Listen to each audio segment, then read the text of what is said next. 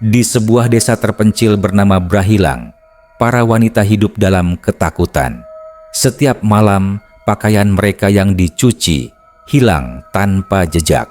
Bukan maling, bukan manusia, melainkan tanda dari sebuah perjanjian gelap dengan iblis. Dan malam ini, rahasia itu akan terbongkar.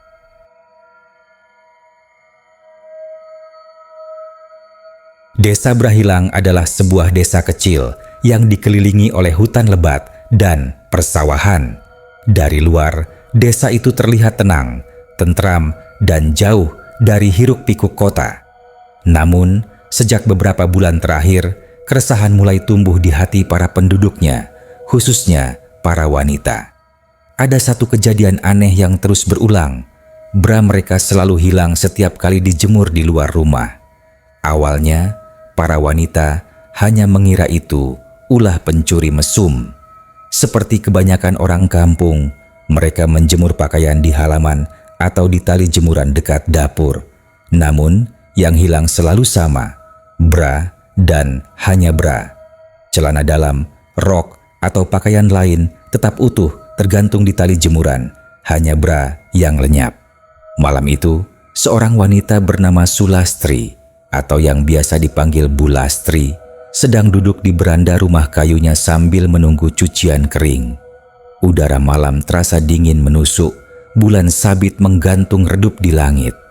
Suaminya, Pak Karto, sedang tidur lebih awal karena besok harus ke sawah. Bu Lastri merasa gelisah sebab bra miliknya sudah 2 kali hilang dalam sepekan. Aneh bener, masa ia maling cuma doyan bra? Gumamnya sambil menyalakan rokok kretek. Ketika jam menunjukkan pukul 11 malam, suara aneh terdengar dari arah jemuran. Seperti kain bergesekan pelan, seakan ada yang sedang menarik cucian. Bu Lastri menajamkan pendengaran. Dengan hati-hati, ia membawa senter dan berjalan mendekati halaman. Cahaya senter menyorot tali jemuran yang berayun pelan. Semua pakaian masih tergantung, kecuali satu bra warna merah marun yang baru saja ia cuci siang tadi. Hilang. Ya Allah, suara Bu Lastri tercekat. Matanya menatap tanah di bawah jemuran. Ada bekas tapak kaki aneh, lebih besar dari kaki manusia, dengan jari panjang-panjang yang mencengkeram tanah. Bekas itu seakan hangat karena uap tipis masih mengepul dari dalamnya. Ketakutan, Bu Lastri buru-buru kembali masuk ke rumah dan mengunci pintu rapat-rapat. Malam itu, ia tidak bisa tidur, hanya duduk di ruang tamu dengan lampu teplok menyala, menunggu pagi datang. Keesokan harinya, kabar hilangnya bra Bu Lastri kembali menyebar. Para wanita berkumpul di balai desa, mengeluhkan hal yang sama. Mbak Rini, gadis berusia 23 tahun, mengaku sudah kehilangan 5 bra dalam sebulan. Bu Yanti, seorang janda muda, juga mengatakan bahwa semua bra miliknya raib, hanya menyisakan 1 yang ia kenakan. Kalau maling, pasti ada yang lihat, kata Pak Lurah, Surya, dengan wajah gusar.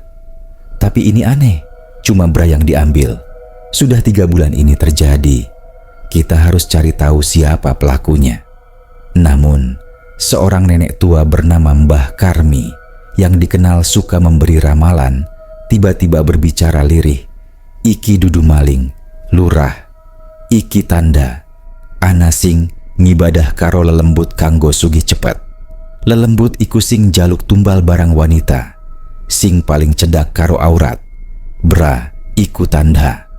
Suasana mendadak hening. Kata-kata Mbah Karmi membuat bulu kuduk merinding. Beberapa orang wanita langsung menutup dada mereka, seakan ada sesuatu yang kotor sedang mengintai. Pak Lurah mencoba menenangkan dengan mengatakan bahwa itu hanya dugaan, tapi di wajahnya sendiri jelas terlihat ketakutan. Malam berikutnya, kejadian aneh kembali berulang. Kali ini terjadi pada keluarga Bu Yanti. Ia menjemur cucian di belakang rumah sekitar pukul 9 malam. Tepat pukul 1 dini hari, terdengar suara ketawa lirih dari arah jemuran. Bu Yanti yang terbangun karena rasa haus, memberanikan diri mengintip dari jendela. Matanya hampir copot melihat sosok hitam tinggi besar dengan punggung bungkuk sedang meraih bra putih miliknya. Sosok itu tidak seperti manusia. Kulitnya hitam legam, matanya merah menyala, dan jarinya panjang-panjang seperti akar pohon. Saat ia meraih jemuran, bra itu langsung lenyap, begitu disentuh seakan terbakar dan menghilang ke udara. Bu Yanti berteriak histeris hingga membuat tetangga berdatangan. Namun ketika mereka mengecek, sosok itu sudah tidak ada, hanya menyisakan bau gosong menyengat di sekitar jemuran. Sejak malam itu, ketakutan semakin merajalela. Para wanita tidak berani lagi menjemur bra mereka di luar rumah. Bahkan ada yang sengaja menyembunyikannya di dalam lemari. Namun, anehnya, beberapa dari mereka tetap kehilangan meski bra itu sudah disimpan di tempat terkunci. Pak Lurah akhirnya memutuskan untuk melakukan ronda malam melibatkan para pemuda desa. Mereka berjaga di tiap sudut kampung dengan lampu petromak dan senjata seadanya. Namun, meski sudah berhari-hari ronda dilakukan, sosok pencuri gaib itu tidak pernah terlihat lagi. Yang hilang hanyalah cucian yang tetap raib entah kemana. Sampai akhirnya, sebuah kejadian mengejutkan menimpa Pak Karto, suami Bu Lastri. Saat ia sedang ronda, ia menemukan sesuatu yang tergeletak di dekat pohon beringin tua di pinggir desa. Benda itu membuat darahnya berdesir dingin. Tumpukan bra wanita, lusuh, bau anyir, dan sebagian penuh bercak hitam seperti darah kering. Dan di samping tumpukan itu, ada sebuah cincin emas berukir simbol aneh yang jelas bukan buatan tukang emas biasa. Pak Karto merasa seperti sedang melihat bukti bahwa ada seseorang di desa mereka yang telah membuat perjanjian dengan sesuatu yang bukan manusia.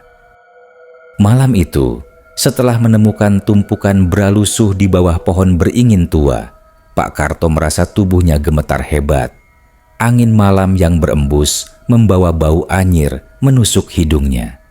Dengan tangan bergetar, ia memungut satu helai bra berwarna merah muda. Benangnya sudah koyak, dan di bagian tengah terdapat bercak hitam pekat seperti darah kering. Pak Karto ingin berteriak memanggil teman ronda, tapi tenggorokannya seakan terkunci. Matanya kemudian jatuh pada cincin emas yang tergeletak di samping tumpukan itu. Bentuknya aneh, lingkarannya kasar, seolah ditempa bukan oleh manusia. Ukiran di permukaannya menyerupai simbol bintang dengan mata di tengah, simbol yang tidak pernah ia lihat sebelumnya. Anehnya, cincin itu terasa panas meski tanah di sekitarnya lembab oleh embun. Tanpa sadar, Pak Karto memasukkan cincin itu ke saku celananya. Baru setelah itu, ia berlari ke pos ronda dan memberitahu teman-temannya. Para pemuda yang mendengar ceritanya pun ikut panik. Mereka sepakat untuk membawa penemuan itu ke rumah Pak Lurah Surya esok pagi. Keesokan harinya, suasana balai desa kembali riuh. Warga berkumpul setelah kabar tentang penemuan tumpukan bra menyebar. Para wanita tampak pucat, sebagian menutupi dada mereka dengan selendang, seakan benda itu membawa kutukan. Pak Lurah duduk di kursi depan, sementara cincin emas itu terletak di atas meja kayu. Tidak ada seorang pun yang berani menyentuhnya.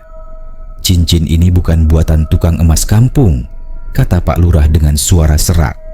Lihat ukirannya, seperti lambang pemujaan. Betul, sahut Mbah Karmi yang tiba-tiba berdiri di antara kerumunan. Aku ngerti lambang iki. Iki tanda perjanjian. Wong sing nganggo cincin iki wis janji marang iblis kanggo ngibadah. Balasane, iblis njaluk tumbal. Ora nyawa langsung, nanging barang sing nyambung karo aurat wanita. Kuwi sebabe brasing ilang.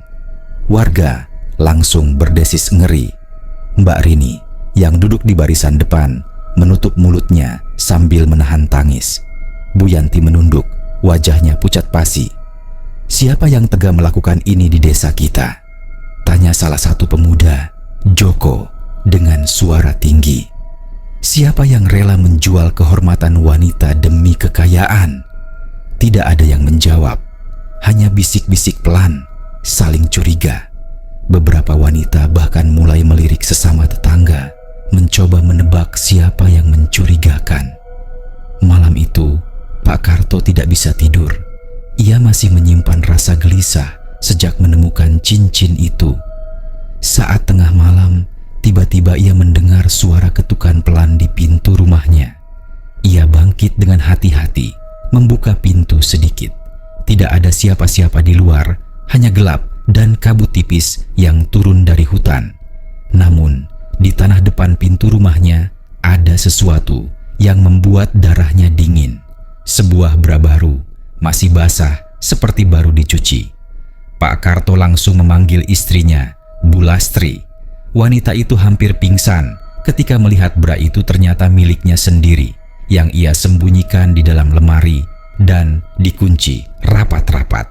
Bagaimana bisa bra itu keluar dan muncul di depan pintu? Malam itu mereka tidak tidur. Bau anyir memenuhi rumah dan suara tawa lirih terdengar dari luar jendela. Bukan suara manusia, lebih mirip suara makhluk yang parau dan basah, seperti tenggorokan penuh lendir. Keesokan harinya, Pak Lurah mengumpulkan beberapa orang penting desa. Pak Karto, Mbah Karmi, dan beberapa pemuda seperti Joko.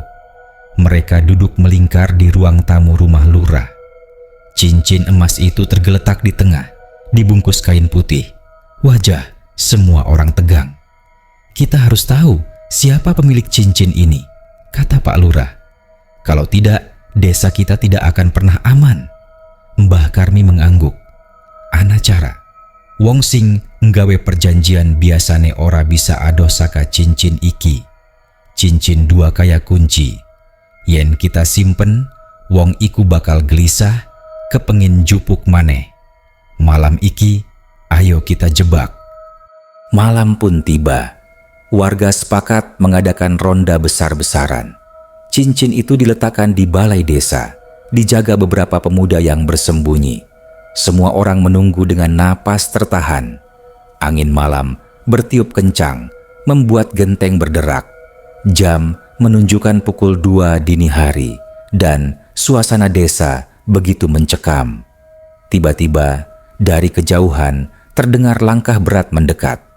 Suara itu tidak seperti manusia biasa, melainkan hentakan yang dalam, seperti binatang besar berjalan. Pemuda yang mengintip dari celah papan hampir menjerit ketika melihat sosok itu. Seorang pria bertubuh kurus, wajah pucat, dengan mata cekung merah menyala. Tubuhnya membungkuk dan dari punggungnya tampak bayangan hitam besar menyerupai sayap robek. Pria itu berjalan pelan ke arah meja, tangannya gemetar, ingin meraih cincin. Saat jari-jarinya hampir menyentuh kain putih pembungkus cincin, Joko berteriak, "Tangkap dia!" Beberapa pemuda langsung menyerbu keluar. Pria itu terkejut, namun bukan kabur. Ia malah tertawa. Tawanya berat, parau, membuat darah membeku. Dari mulutnya keluar suara bukan manusia. "Kowe ora bakal bisa ngalang ke janji sing wis digawe." Pak Karto mengenalinya. Dengan mata melebar, ia berteriak, "Astagfirullah, iku Pak Darma." Pak Darma adalah salah satu warga yang dikenal pendiam, seorang petani biasa. Selama ini, ia tidak pernah mencurigakan. Namun malam itu, wajahnya jelas bukan wajah manusia lagi. Kulitnya retak-retak, dan dari retakan itu keluar cairan hitam yang menetes ke tanah. Para pemuda mencoba menangkapnya, namun tubuh Pak Darma mendadak lenyap, ditelan kegelapan, meninggalkan bau anyir menusuk. Cincin itu bergetar hebat, lalu retak sedikit. Mbah Karmi segera meraih cincin itu dengan kain putih, lalu berbisik lirih, "Iki mung wiwitane, perjanjene durung rampung. Darma wis dadi budak iblis. Tumbal brakuwi mung panggilan awal."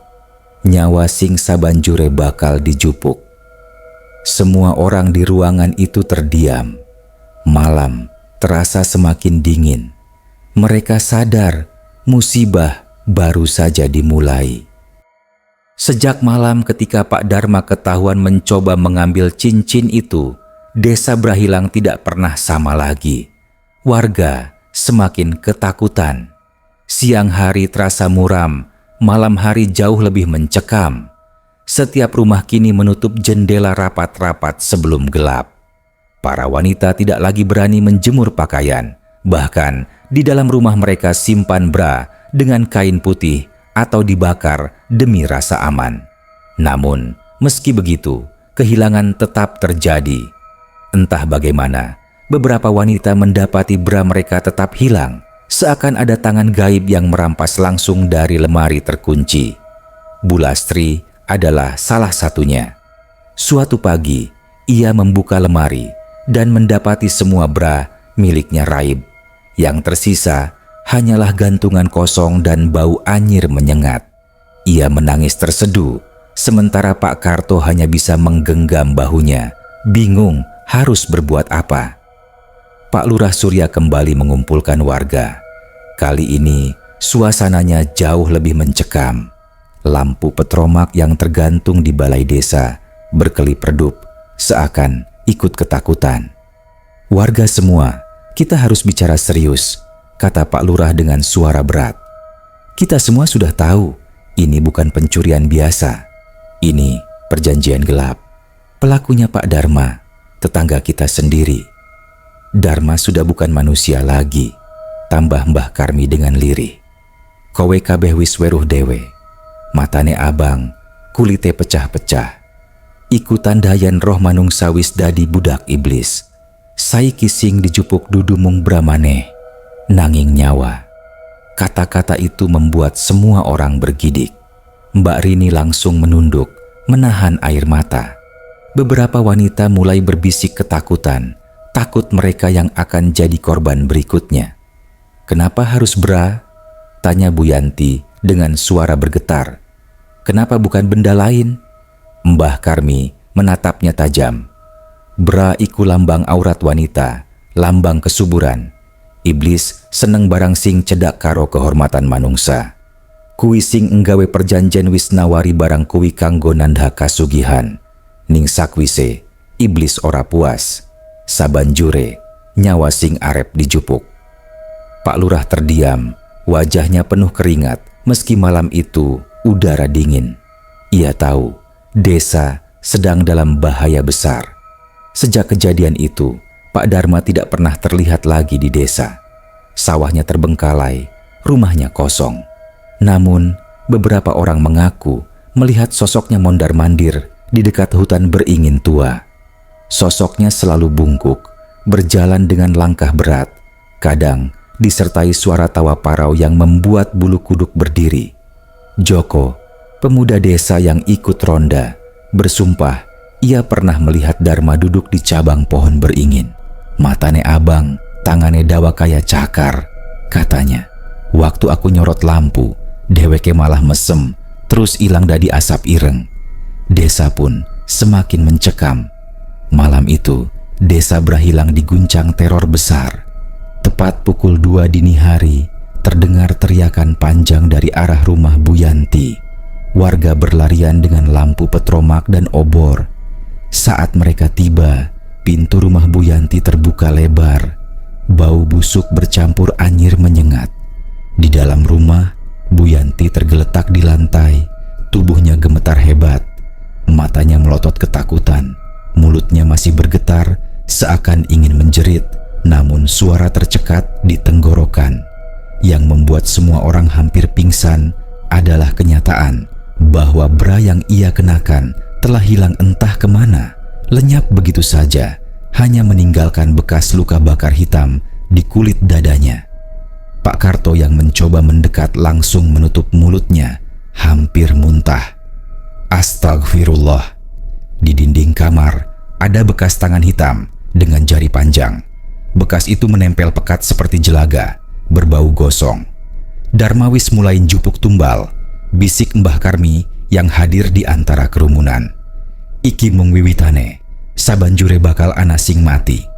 Setelah kejadian itu, Pak Lurah memanggil beberapa orang terdekat untuk rapat rahasia di rumahnya. Hadir di sana Pak Karto, Joko, dan Mbah Karmi. Mereka duduk melingkar dengan wajah tegang. "Kita tidak bisa diam," kata Pak Lurah. "Kalau tidak dibereskan, satu persatu warga bakal jadi korban. Apa yang harus kita lakukan, Mbah?" Mbah Karmi menghela napas panjang. "Kudu ditutup perjanjiane. Carane mung siji, cincin iku kudu dimusnahke nganggo cara khusus. Nanging kanggo nganti kono, kita kudu nemokake Dharma lan nyegah dheweke saka nyediakake tumbal liyane." "Caranya?" tanya Joko. Mbah Karmi menatapnya serius. "Kita kudu nyekel dheweke ing alas beringin, panggonan sing dadi pusat kekuatane. Nanging kudu wani. Lelembut sing nguasani Dharma ora bakal nggidini gampang." Pak Karto mengangguk meski wajahnya pucat. "Kalau begitu, kita kumpulkan orang-orang yang berani. Kita harus lakukan sebelum ada korban lagi." Malam itu, saat rapat bubar, Pak Karto kembali ke rumahnya. Di halaman rumah, ia menemukan sesuatu tergeletak di tanah. Bra milik Bu Lastri, istrinya, basah kuyup, penuh bercak hitam pekat seperti terbakar. Tubuh Pak Karto langsung lemas. Ia tahu giliran keluarganya sudah semakin dekat. Ia segera berlari masuk, memeluk Bu Lastri erat-erat. "Kita harus siap, Las. Iblis itu sudah menandai kita." Bu Lastri menangis, tubuhnya gemetar. Dari luar, suara tawa parau kembali terdengar. Makin jelas, makin dekat. Suara itu bergema di seluruh desa, membuat semua orang tidak bisa tidur malam itu. Mereka sadar Pak Dharma tidak akan berhenti sampai tumbal nyawa benar-benar jatuh.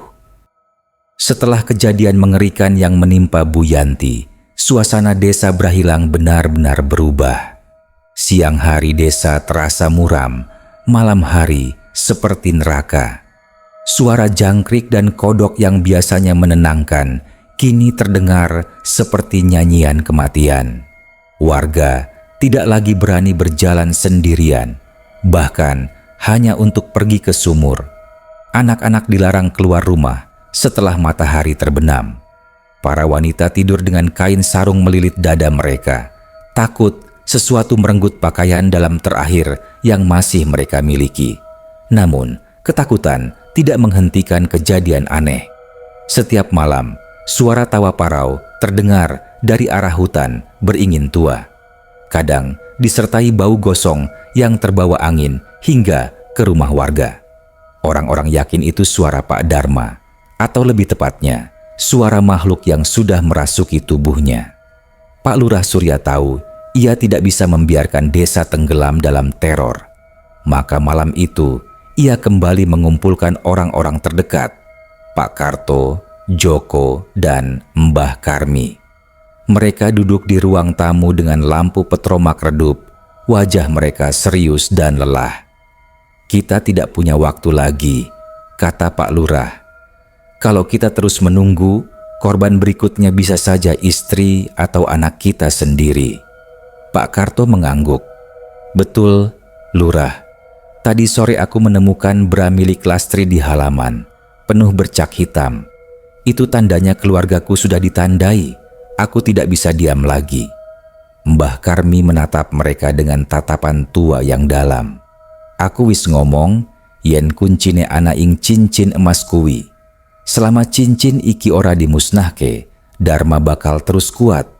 Nanging kanggo ngancurke, kudu ana sing wani nyangoni dheweke langsung nang alas beringin, mung nang kana perjanjene bisa diputus."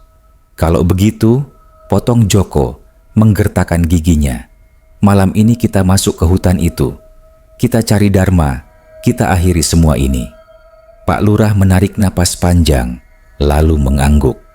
"Baik, kita berangkat malam ini. Jangan bawa banyak orang, cukup kita saja. Kalau terlalu ramai, bisa berbahaya." Malam itu, keempat orang itu berjalan menuju hutan beringin tua. Pak Karto membawa parang, Joko memegang tombak bambu, sementara Pak Lurah menenteng lampu petromak. Mbah Karmi berjalan paling belakang, membawa kain putih berisi cincin emas terkutuk itu. Hutan di sekitar beringin terasa berbeda dari biasanya. Kabut tebal turun, menutupi pandangan. Pohon-pohon besar berderit seolah hidup, ranting-ranting bergerak sendiri seperti tangan yang ingin meraih. Bau busuk bercampur gosong menusuk hidung mereka. Ketika mereka semakin dekat ke pohon beringin tua, udara terasa berat. Tanah di bawah kaki lembab.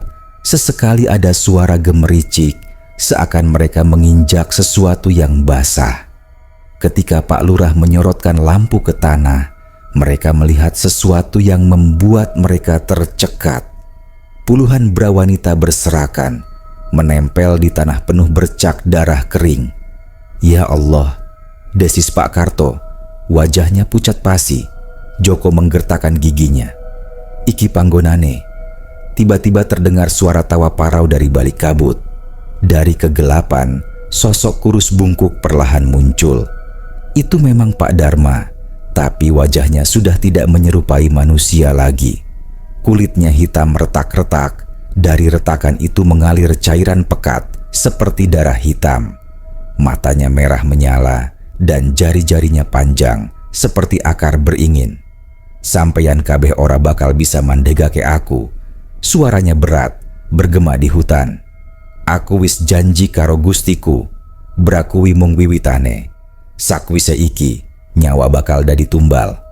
Pak Lurah mengangkat lampu, berteriak, Dharma, sadarlah, kau sudah menjerumuskan desa ini ke dalam kegelapan. Hentikan. Tapi Dharma hanya tertawa. Dari punggungnya, bayangan besar muncul, menyerupai sosok iblis bersayap robek. Angin kencang berembus, membuat api lampu hampir padam. Pak Karto melangkah maju dengan parang. Dharma, aku ora wedi karo setanmu. Dharma menggeram, lalu melompat dengan kecepatan tidak wajar. Tangannya hampir meraih Pak Karto, namun Joko dengan sigap menusukkan tombak bambunya. Tombak itu menembus bahu Dharma, tapi anehnya tubuh Dharma tidak berdarah. Hanya cairan hitam pekat yang menyembur, menimbulkan bau anyir menyengat. Cepat Mbah, guna kakek cincinnya, teriak Joko. Mbah Karmi membuka kain putih, memperlihatkan cincin emas itu. Cincin bergetar hebat, seperti ingin lepas dari genggamannya. Dharma menjerit marah, matanya semakin menyala. Beri aku cincin itu, raungnya. Iki kunci kasugihanku.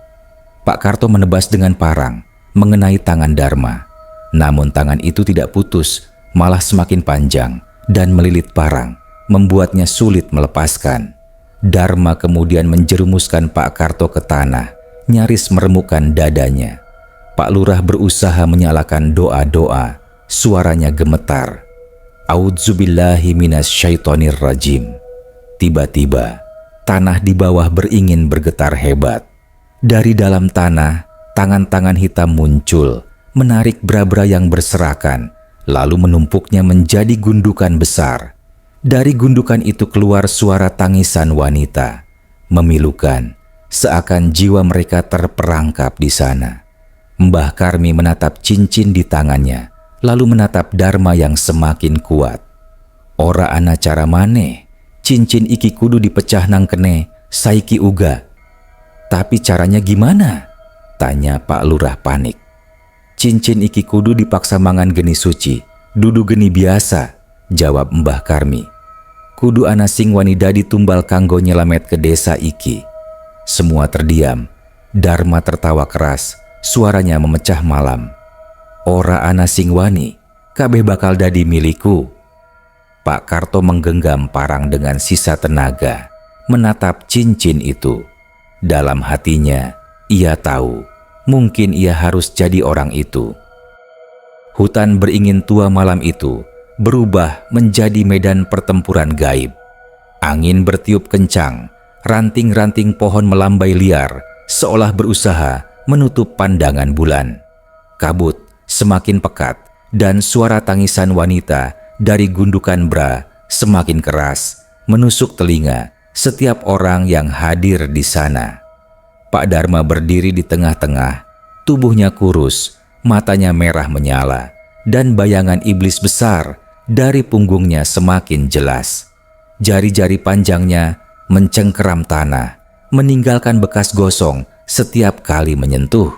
Di hadapannya, Pak Karto, Joko, Pak Lurah Surya, dan Mbah Karmi berusaha bertahan. Parang Pak Karto sudah terlepas dari genggamannya, direbut bayangan hitam Dharma. Joko masih menggenggam tombak bambunya, meski tangannya gemetar. Pak Lurah hanya bisa memeluk lampu petromak yang bergoyang-goyang karena angin, sementara Mbah Karmi menggenggam kain putih berisi cincin emas yang terus bergetar. Tangisan dari gundukan Bra berubah menjadi jeritan memilukan. Dari gundukan itu muncul wajah-wajah samar, para wanita yang sudah menjadi korban perjanjian Dharma. Ada wajah Bu Yanti, pucat dengan mata kosong, tangannya berusaha meraih udara, seolah minta tolong.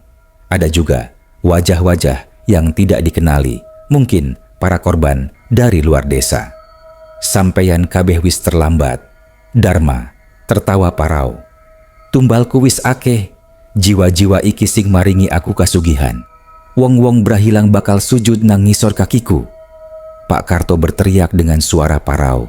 Dharma, kau sudah gila. Kau menjual saudara-saudara perempuanmu demi kekayaan yang bahkan belum pernah kami lihat. Namun, Dharma hanya tertawa.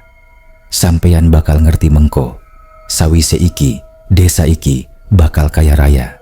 Nanging sampeyan kabeh kudu dadi tumbal disik. Pak Karto melirik ke arah istrinya dalam bayangan ingatannya. Bu Lastri yang kini sudah ditandai dengan bra bercak hitam. Ia sadar waktu semakin sempit.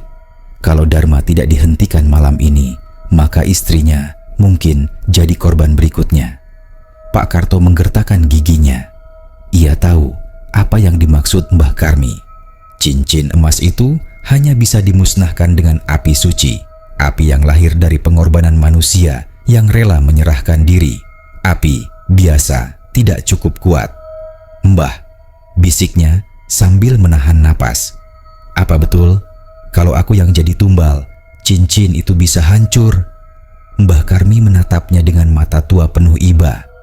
Kowe ora kudune sing mati Kart, nanging yen ora ana sing wani, kabeh wong desa bakal mati luwih ngegirisi. Pak Lurah mendengar percakapan itu, wajahnya pucat. Jangan Karto, kau masih punya istri. Aku lurah di sini, biarkan aku. Namun Pak Karto menggeleng cepat. Sampeyan lurah kudu jaga desa. Aku wong biasa, petani miskin. Yen nyawaku iso nyelamet ke Lastri lan kabeh warga, aku ikhlas. Dharma melompat maju, menerjang Joko. Tombak bambu Joko patah, dihantam cakar hitam Dharma. Tubuh Joko terlempar menghantam batang pohon, mulutnya mengeluarkan darah. Pak Lurah mencoba mengangkat doa lagi, tapi suaranya tersangkut ketakutan. Ya Allah, lindungi kami. Pak Karto segera merebut lampu petromak dari tangan Pak Lurah. Api kecil di dalamnya bergetar hebat karena angin. Ia menatap cincin emas yang berkilau di genggaman Mbah Karmi, lalu menatap Dharma yang tertawa sambil melangkah mendekat. Kowe ora bakal wani Karto, aku ngerti, sampeyan wedi mati. Ejek Dharma dengan suara bergema. Pak Karto berdiri tegak, wajahnya penuh keberanian. Aku ora wedi Dharma, aku luwih wedi yen delok bojoku dadi korbanmu. Dengan teriakan keras, Pak Karto meraih cincin emas dari kain putih Mbah Karmi, lalu menekan cincin itu ke api lampu petromak. Api mendadak membesar, menyala biru, lalu melalap tubuh Pak Karto sendiri. Jeritan Pak Karto menggema di hutan, namun di balik jeritan itu terdengar suara doa yang ia lafalkan lirih. La ilaha illallah. Tubuhnya terbakar habis, tapi api yang keluar bukan api biasa.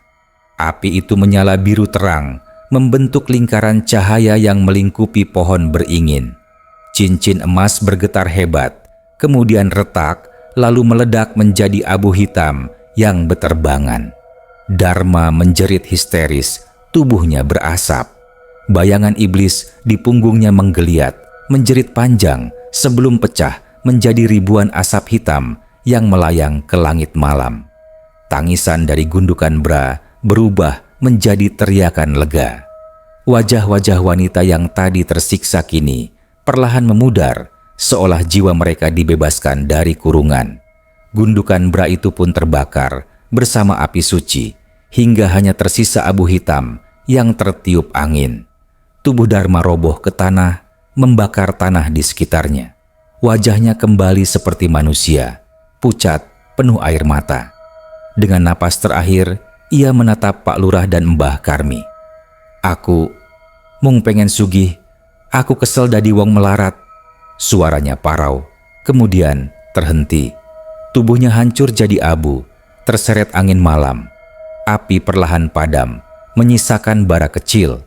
Dan di tengah bara itu, tidak ada lagi tubuh Pak Karto.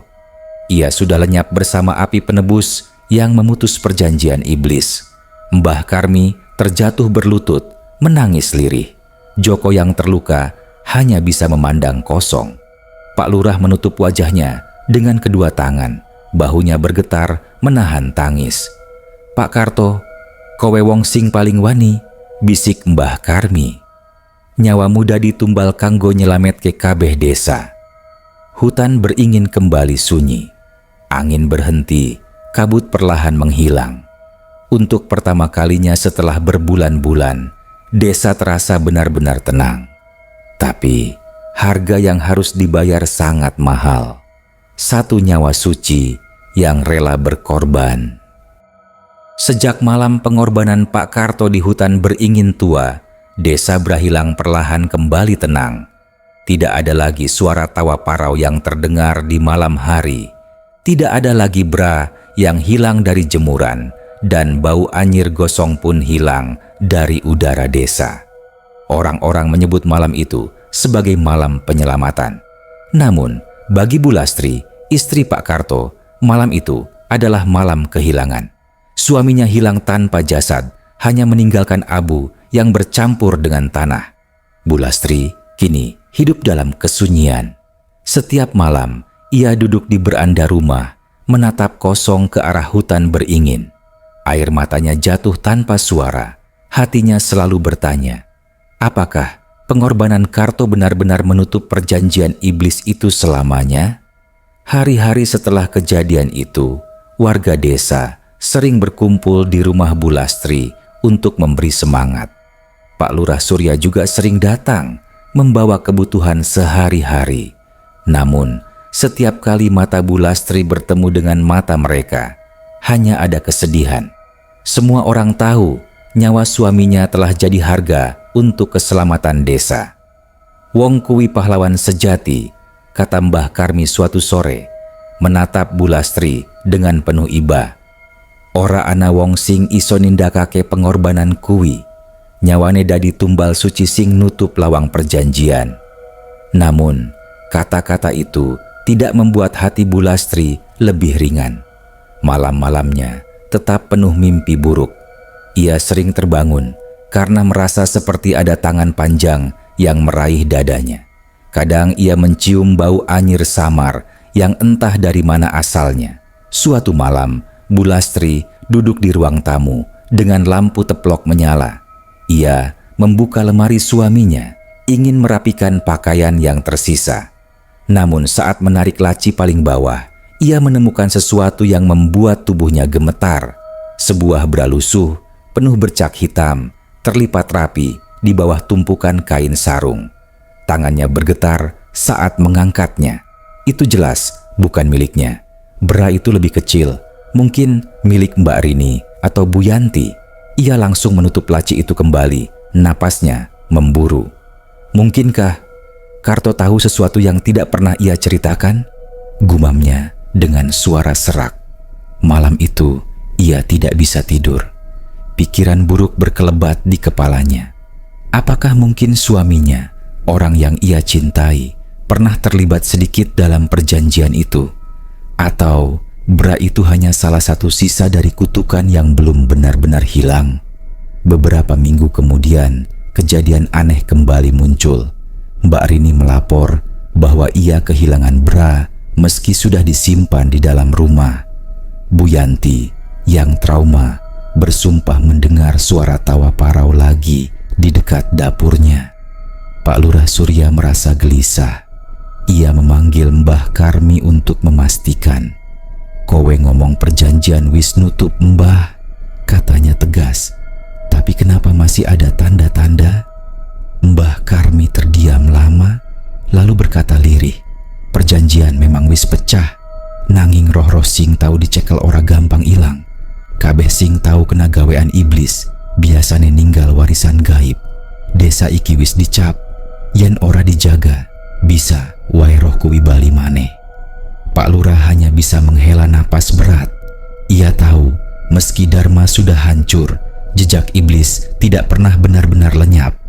Tepat 40 hari setelah kematian Pak Karto, warga desa mengadakan tahlilan besar. Semua orang berkumpul di rumah Bu Lastri. Doa-doa dipanjatkan, lampu minyak menyala di setiap sudut ruangan. Suasana hening, hanya suara doa yang terdengar. Namun, saat doa mencapai penghujung, tiba-tiba lampu minyak satu persatu padam sendiri meski tidak ada angin. Gelap menyelimuti ruangan. Lalu terdengar suara tawa parau lirih dari arah belakang rumah. Semua orang terdiam. Suara itu jelas suara Dharma. Meski ia sudah mati, rupanya jejaknya masih tertinggal. Bu Lastri menjerit, matanya menatap ke arah pintu belakang yang terbuka perlahan. Dari celah pintu, tampak sesuatu tergantung. Sebuah bra lusuh berlumur darah hitam, melambai-lambai seolah diayun tangan tak kasat mata. Malam itu, doa dihentikan dengan panik. Orang-orang berlari keluar, hanya menyisakan Bu Lastri yang terduduk di lantai, tubuhnya lemas. Ia memandangi bra itu dengan tatapan kosong, hatinya luluh lantak. Dalam benaknya, ia mendengar suara suaminya berbisik, "Las, nyawaku wis dadi tumbal, nanging iblis ora gampang lunga, jaga awakmu." Sejak malam itu, tidak ada lagi yang berani bicara lantang soal perjanjian Dharma. Namun, para wanita desa Brahilang masih sering kehilangan bra mereka secara misterius, meski mereka menyembunyikannya di tempat paling aman. Setiap kali itu terjadi, mereka hanya bisa berdoa lirih. Tidak ada yang berani melawan karena mereka tahu, meski Dharma sudah hancur, warisan gelapnya masih hidup. Dan sampai hari ini, orang-orang di desa itu percaya, setiap kali angin malam membawa bau anyir gosong, berarti roh Dharma sedang berkeliaran mencari tumbal baru. Desa Brahilang selamanya dikenang sebagai desa di mana bra para wanita menjadi tanda perjanjian iblis yang tidak pernah benar-benar terputus.